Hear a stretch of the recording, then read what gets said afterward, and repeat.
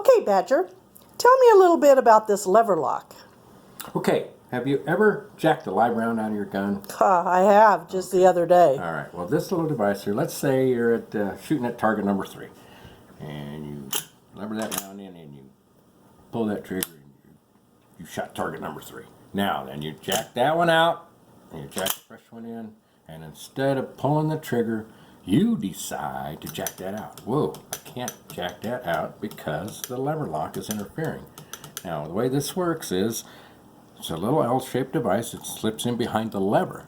Now when I pull the trigger and the hammer hits the firing pin extension, it lifts it up out of the way so I can lever that fresh round in, but I can't lever that fresh round out until I pull the trigger. I see. Now it works the same on the 66. Identical item except on the 66 the side plates are the screw holes of smaller diameter and it sits a little further back. So what we have to do, if you have a 66, you have to relieve the frame right back here, right behind the lever lock. But it works identically, same, bang, bang, just like that. Now it has adjustability built into it, so you can. This one's set up here. You can see the lever moves about 1/4 inch. Okay.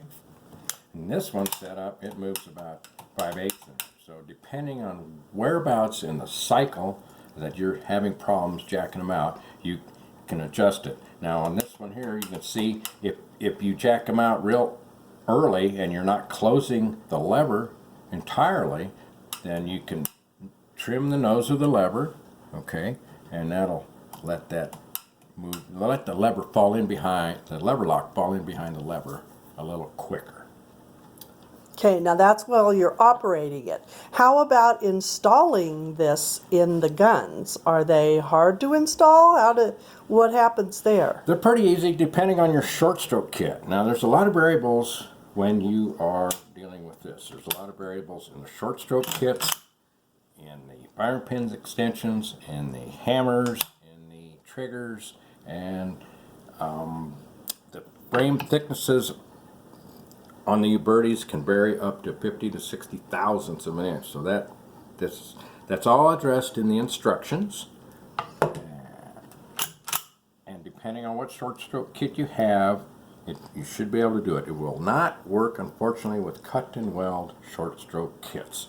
The reason being is the distance between the end of the lever and the frame, right here, has to be 95 thousandths or greater. If it is not, then the lever lock cannot slip in between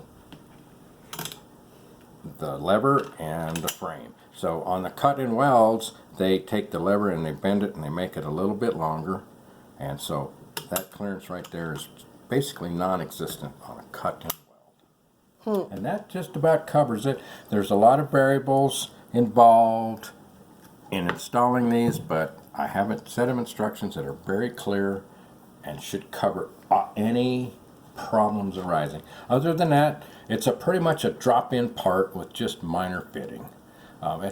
You can set it up for either to be hammer activated, which we're doing right here. That's the hammer hitting it, moving up out of the way, or you can set it up to have the trigger activated. I'm going to hold the hammer back and show you that the trigger is now moving it up out of the way of the lever. So you can set it up either and or, however your shooting style dictates. So if I'm familiar with guns, I could do this. I can do this work myself. Well, how much time do you think it might take to install it? The average if I follow the instructions, because I'm a girl, I would. The average installation time is around an hour. Again, depending on the short stroke kit involved, the little minor differences within the Uberti firearms themselves, and firearm pin extensions, etc., etc. It usually takes about an hour. For the most part, they are drop-in. Sometimes you have to, if you can get a picture of this right here, the new models with the keyed holder on the firing pin extension, there's a little, well, I hope we can see this, we relieve the back of the bolt. Yeah, right I can there. see it right there. Okay, very good, very good.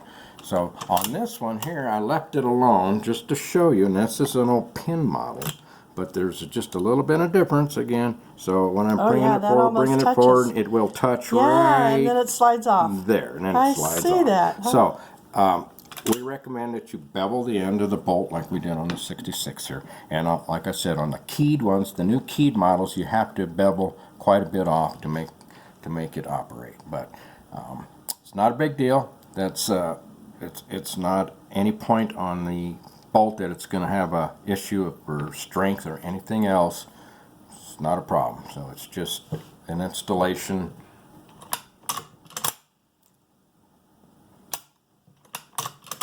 So there we go. Cocked, can't open, fire it, open. Same with the 66. Cocked, can't open, fire it, open. Awesome. Okay, well, if anybody wants to get in touch with you, what's your email address? It's leverlocker@gmail.com. We'll soon have a website up and running, so feel free to give us a call or email us if you'd like to order one of these lever locks or if you have any questions after you've purchased. Thanks so much. Happy trails.